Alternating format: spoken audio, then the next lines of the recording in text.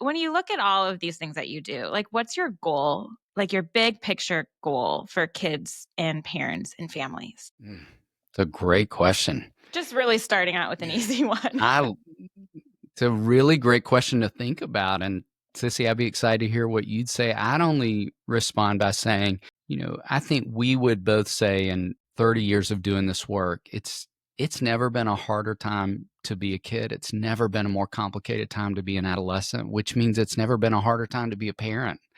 And our great hope through writing, through podcasting, through the work we do is really that parents would feel a sense of us encouraging them and being for them. I think because it's so hard, the last thing any parent needs right now is judgment, criticism, feeling beat down. And I think there are a lot of voices. I was laughing with somebody the other day, and I think about that age old bumper sticker of, I think it says less barking, more wagging, and I think we are living in a world right now where there's a lot of barking happening on social media and different spaces. And Sissy and I just have no desire to contribute to that whatsoever. But we want to cheer parents on and what I think is an overwhelming, complicated job, and also to offer what we believe can be some practical help alongside the hope that all three of us know that I think is the hope we want to keep moving parents back toward over and over and over. Just that reminder that,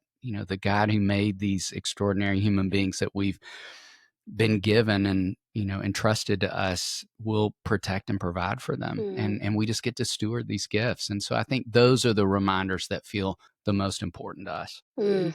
Yeah.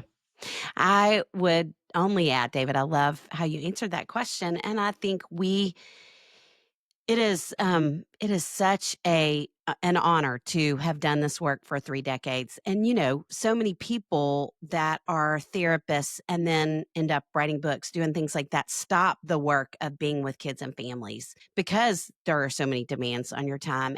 And we are so grateful to get to be in both spaces and that we are in real time. We're ending this podcast and we're both going to Daystar where we're going to spend all day with kids and families trying to help them work through whatever is in front of them right now and help them find help and hope in the midst of that. And so I think it has been such a gift all these years to sit in our little offices and help. And we love that the podcast and speaking and writing, all of those things help us expand the walls of Daystar. People so often say, we wish we had a Daystar in our town. And our intention in writing and doing all these things is to provide scaffolding for your family where you might not have to go to a therapist's office. You might, and it's a wonderful thing if you do, but we are hearing what the concerns and taking back our biggest concerns for kids and families today, and then we're trying to answer those in real time on the podcast through books to provide as much help as we can from what we're learning sitting with kids and families. And when you're sitting with kids and families right now, because you're saying it's such a hard time to be a kid, it's such a hard time to be a parent, because there's so much information at us all the time. And we both have podcasts, so we're putting out some information, hopefully good stuff. But there's so much, and there's social media, and then you add in all the things you've always had with the community around you and your church. And it's just so much for everybody to manage.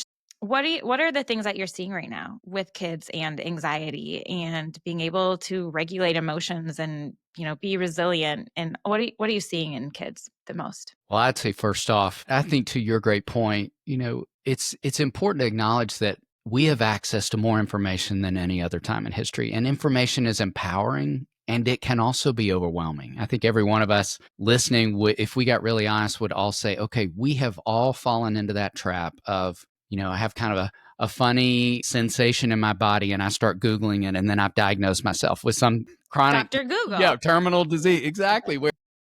And then sat in front of my doctor who's like, stop Googling symptoms. Like, if you're worried about something, come here. And so we all know what it's like to have access to these tools that we use for good purposes in some moments and overuse or use in harmful ways in others. And I think we're struggling with that alongside the kids and adolescents we love. We're deeply concerned about kids' access to technology, and we've all been in those spaces. I laugh with parents all the time and say, I don't know an adult who wouldn't say, I've gotten a screen time report on Sunday and been shocked myself at how much time I Yes. spent on it. And so all that shared, I think that's so important to acknowledge first. And we would have a whole conversation about the animal of technology and how that's complicated the game. But I would say unique to work I've done with boys and adolescent young men. And Sissy, I'd be curious what you'd say with girls. I have a lot of concerns right now about how many boys are avoiding risk, healthy risk, all the way down to elementary age boys who I'm seeing less interested in joining a club or playing a sport or trying a new activity, to